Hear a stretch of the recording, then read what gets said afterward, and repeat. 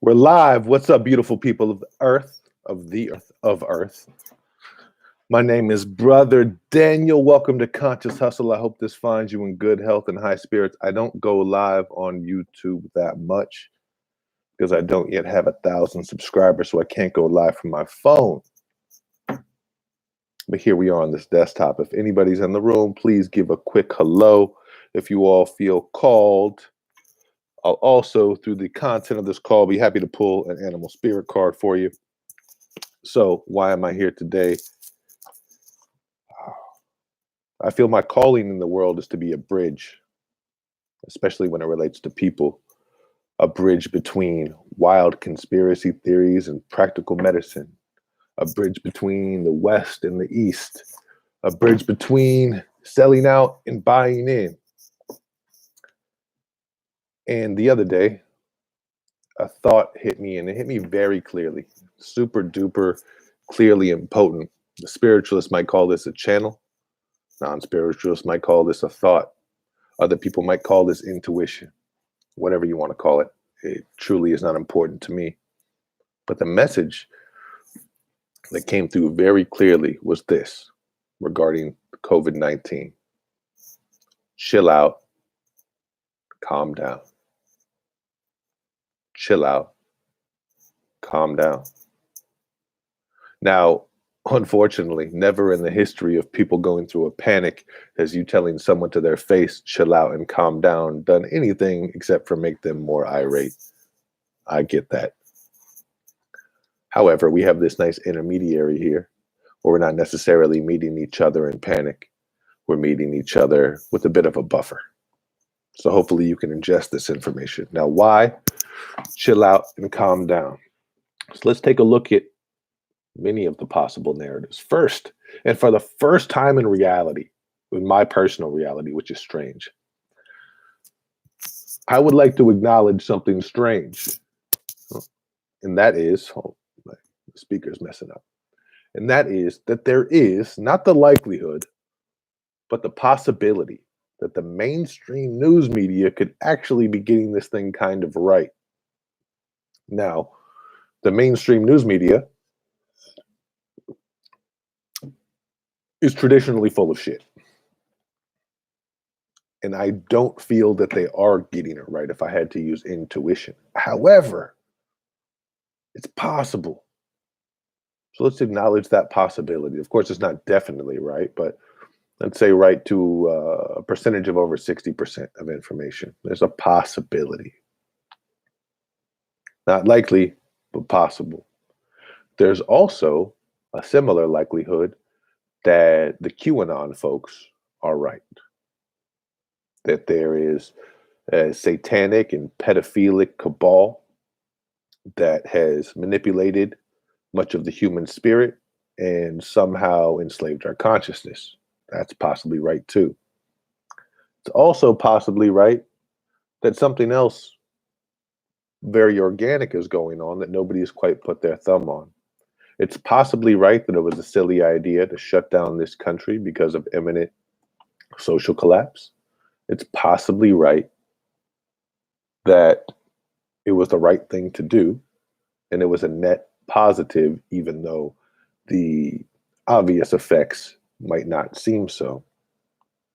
It's possibly right that this is all about business. It's possibly right that this is all about welfare. It's possibly right that forced vaccinations could be on the way. It's possibly right that they couldn't. And in all instances, the one truth that you may find that resonates through all of these instances, whether you are a finance executive, real buttoned up, sitting in a corner office somewhere, or whether you're a hippie with your feet in the dirt, praying to spirit, it seems like between every possibility, there is but one strategy for your human experience right now that crosses all of those possibilities. And that is chill out, calm down. Now, if you've been very incensed by what's going on, if you're seeing all the people dying and you're afraid of your own mortality, you might say, Daniel, What are you talking about? Chill out, calm down in a time like this. This is a time where we need to be on guard and ready. And I agree with you. I agree that being prepared and ready is a good idea. However, if you are in a frantic state, overwhelmed by fear, your judgment is clouded and you are ineffective, or ineffective rather. Never in the history of worry has worry helped somebody strategically speaking. So if there is a doomsday coming, if there is a virus coming for you, if there is a forced vaccination coming from you, if there's a reptilian Anunnaki coming for you, chill out, calm down. It's a superior personal strategy than the ones available to you. Now, the one superior to chill out, calm down is to take some form of action. However, for almost all of us, a form of measurable, quantifiable, and effective action is slightly off the table for the time being. This is the time, you know, not really much you can do given the faculties that you have. And if there is something you can do, more power to you. If there is a dark cabal that is aiming to siphon off the human spirit, it seems like that energy is most addicted to the vibration of fear. So when there, chill out, calm down is the most effective mental strategy.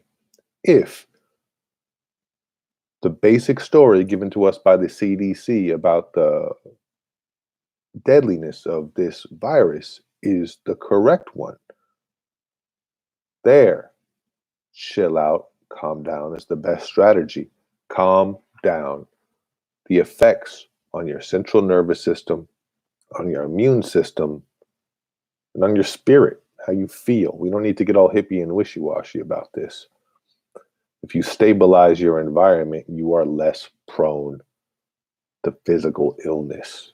It doesn't have to be so hyper spiritual. It's fairly obvious. The erratic, shaken body filled with so many stimulants that are all surging through your system tends to be vulnerable. Also, a state of high tension.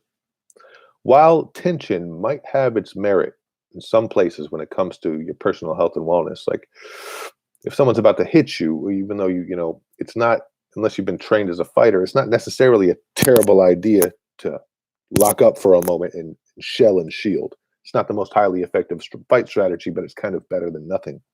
However, once we get here, seems to be an important thing to do to loosen again, because after that first impact, staying here only makes us vulnerable. Clenched up makes us vulnerable, though it is an organic response.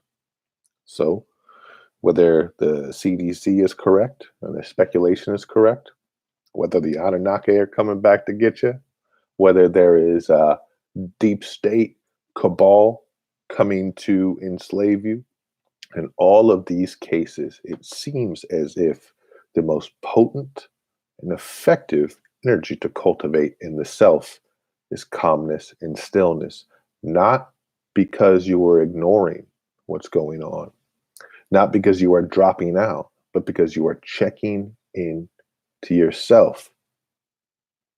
People don't know what's going on. And it seems like the last vestige for human comfort is the narrative. And you can see the narrative is disappearing. Nobody knows who to trust. Nobody knows what to believe. There are competing narratives across all platforms.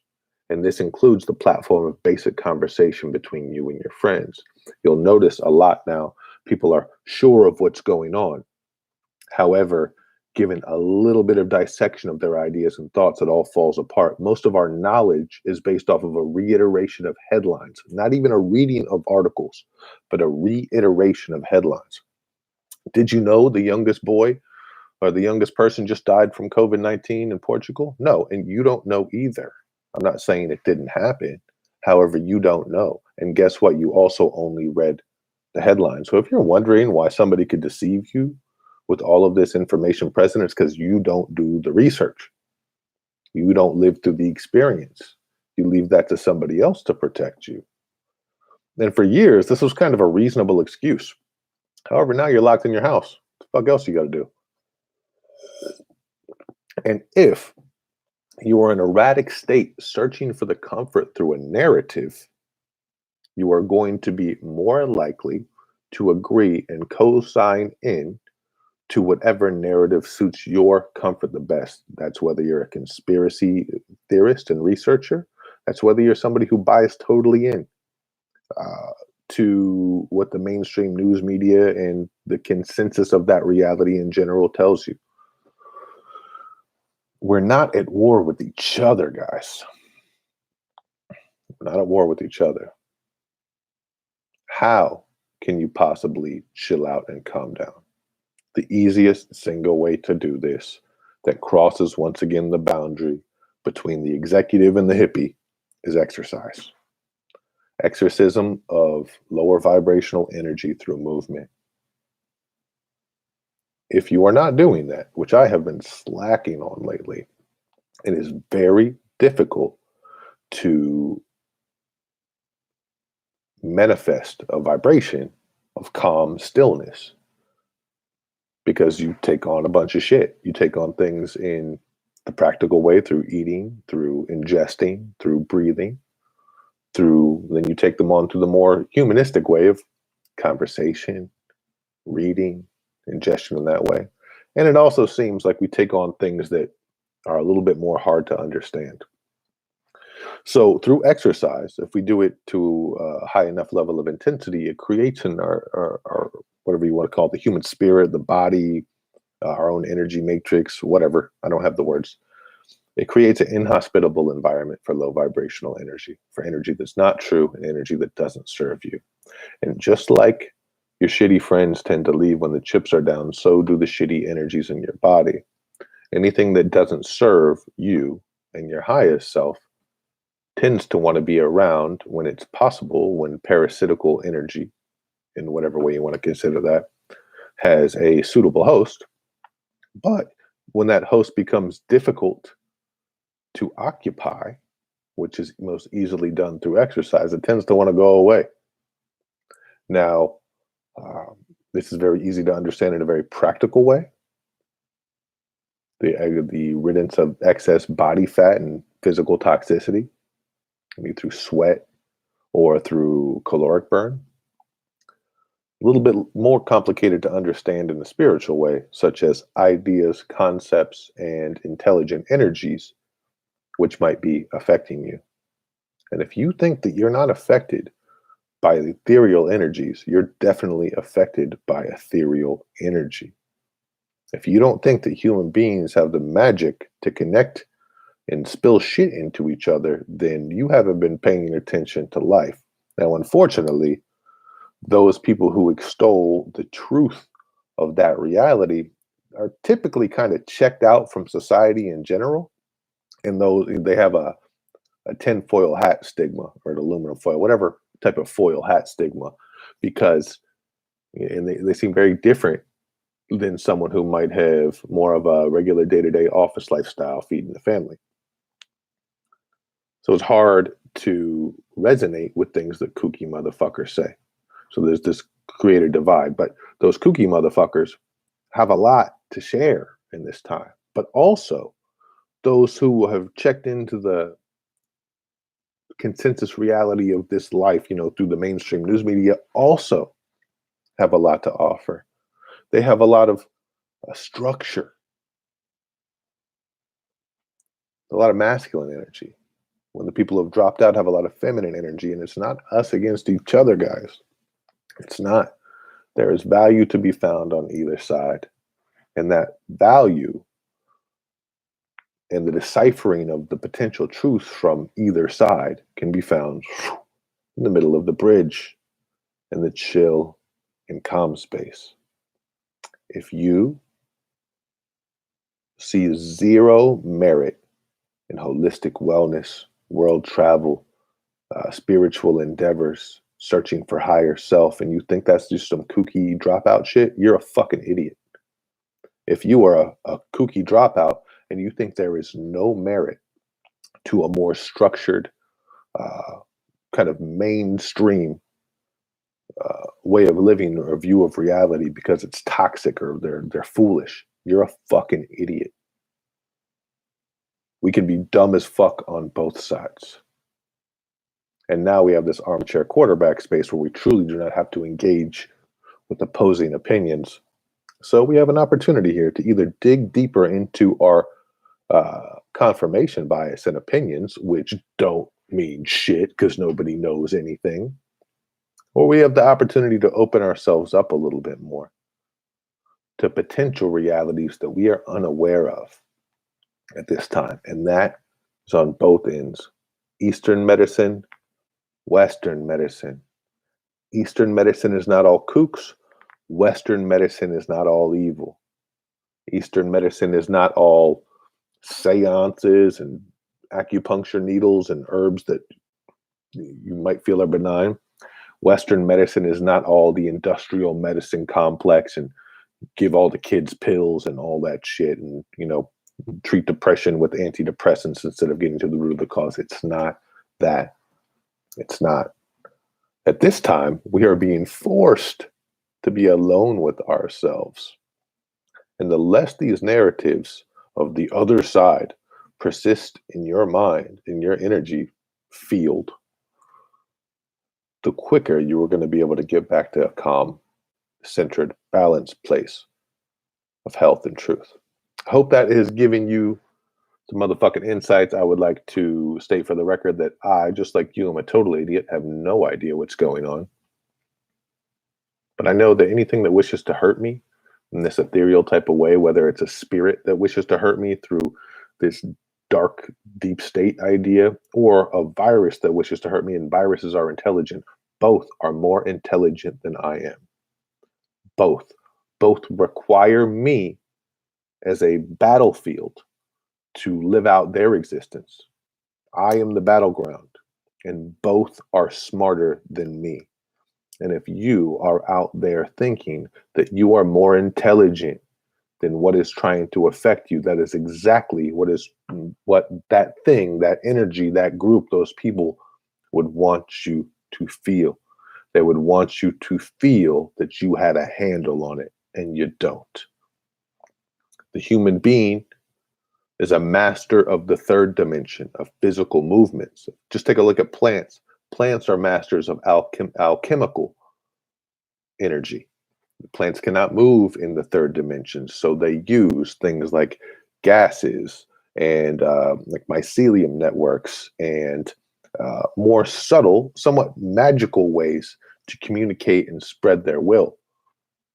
Terence McKenna says that human beings are a curious invention of plants used to spread seeds around. And in one way, that's totally goofy. And in another way, that's absolutely right. So looking at plants and their higher intelligence, not their superiority, but their higher intellectual capacity, their ability to compute, decipher information in a more clean, organic, and systematic way might give you a greater insight to how you're dumb as fuck. And in this space, we don't need to attack. Well, let me speak for me. I don't need to attack and I don't need to retreat. I feel the best spaces here. And it's difficult to be here. It takes work.